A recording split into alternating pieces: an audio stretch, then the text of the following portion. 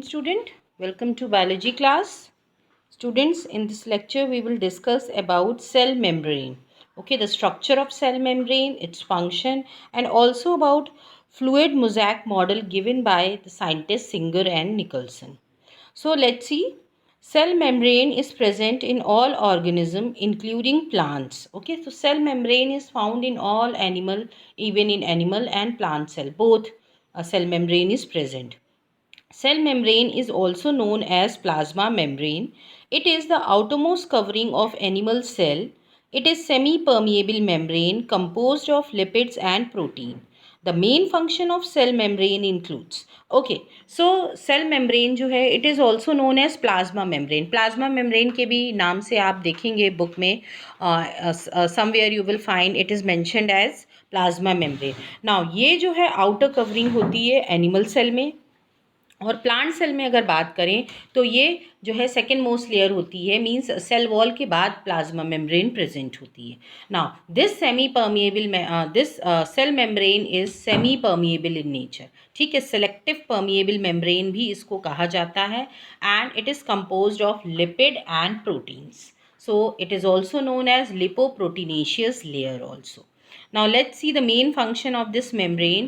It protect the integrity of the interior cells. जो भी interior cells होते हैं, interior अंदर जो substances होते हैं, organelles होते हैं, सबको ये protect करता है. Okay, it provides support and maintaining the shape of the cell. It is a flexible membrane. तो ये support और shape भी provide करती है cell को. Help in regulating cell growth through the balance of endocytosis and exocytosis.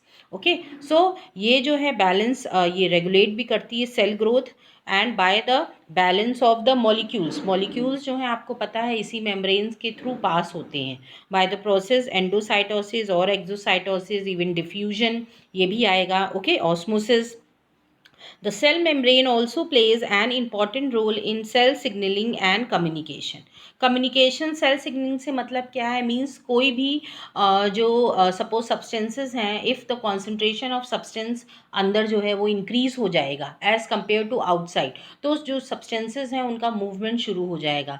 Okay, जिसको हम जो है ऑस्मोसिस भी कहते हैं. ओके, और हम कह सकते हैं पैसिव ट्रांसपोर्ट. आपने अभी पढ़ा, अभी आप लोग इसमें देखेंगे एक्टिव और पैसिव ट्रांसपोर्ट भी है, जो कि इस जो सेल मेम्ब्रेन है उसका एक कैरेक्टरिस्टिक फीचर है. ठीक है, that is the transport of molecules either from higher to lower और from lower to higher. Okay, दोनों ही ट्रांसपोर्ट, दोनों ही तरह के ट्रांसपोर्ट इसमें प्रेजेंट होते हैं, active also and passive also.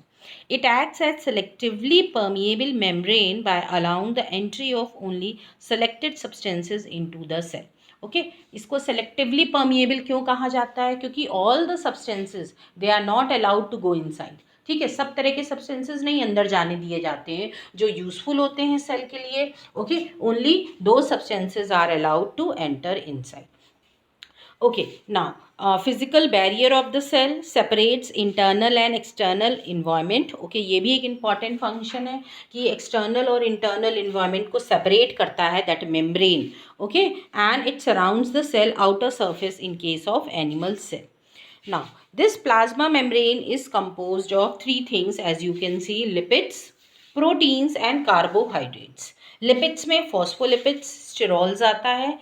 Proteins दो तरह के आपको मिलेंगे इसमें, that is integral and peripheral, और कार्बोहाइड्रेट्स में आपका glycolipids and glycoprotein. Now plasma membrane के बारे में लाइक बहुत सारे साइंटिस्ट ने अलग अलग स्ट्रक्चर्स दिए, but the most accepted structure is fluid mosaic model. This model was proposed by singer and Nicholson. Okay, ये दो साइंटिस्ट थे जिन्होंने ये मॉडल प्रपोज किया था, और इस मॉडल के अकॉर्डिंग जो है जो बाय लेयर लिपिड होती है, लिपिड की दो लेयर्स होती हैं. Okay, and they are made up of phospholipids. with their polar heads going towards the outside and non-polar tails towards inside. Okay, now you can see in the figure, I will just show you. ये इस figure में आप देखिए अगर, तो ये जो आपको दो लेयर्स दिख रही हैं ऊपर, ओके, और उनमें आपको कुछ टेल दिख रही है अंदर के पोर्शन में, जिसको मार्क किया गया है आपका लिपिड बायलेयर। ओके, तो ये इस तरह का स्ट्रक्चर होता है, जिसमें ऊपर का जो नॉब लाइक स्ट्रक्चर है उसको हेड बोलते हैं, और अंदर दो फॉक लाइक स्ट्रक्चर आपको दिख रहे हैं, they are the tail. Okay, they are the what, tail. So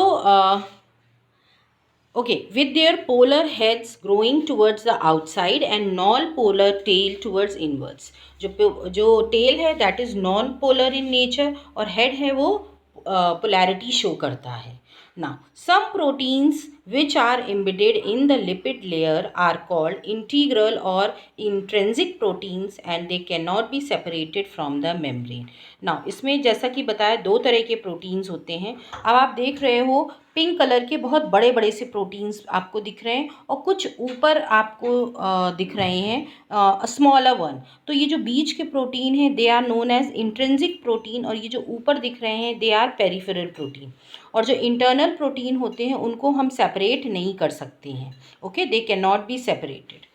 There are large globular integral proteins which project beyond the lipid layer on both the side and are believed to have channel through the water soluble materials can pass across through. अब ये जो protein molecules जो होते हैं, okay, ये एक channel की तरह काम करते हैं, चैनल की तरह, एक पाइप की तरह काम करते हैं, जिसके थ्रू जो है मटीरियल्स, वाटर सॉल्युबल मटीरियल्स होते हैं, वो इसके थ्रू पास हो जाते हैं. Superficial attached proteins are called extrinsic or peripheral protein and can be easily removed. Some membrane lipids and integral protein remain bound to oligosaccharides which project in the extracellular fluid and influence the manner in which cell interacts with each other. Now कुछ proteins जो हैं और lipids जैसा कि मैंने बताया था, okay, lipids भी एक इसका important component है. ये जो हैं ये bound रहते हैं, ये attach रहते हैं oligosaccharides, जो कार्बोहाइड्रेट इसमें present होते हैं, और which project in the extracellular fluid, जो भी फ्लूइड होता है सेल के बाहर का, वहाँ पे ये प्रेजेंट होते हैं, और ये सेल जो है influence the manner in which cell interact with each other. और सेल लाइक जो सेल्स होते हैं, बहुत सारे सेल्स प्रेजेंट होते हैं, तो उनके जो बाहर का रीजन होता है, हम ये कह सकते हैं, उनके साथ ये एसोसिएटेड रहते हैं और हेल्प करते हैं.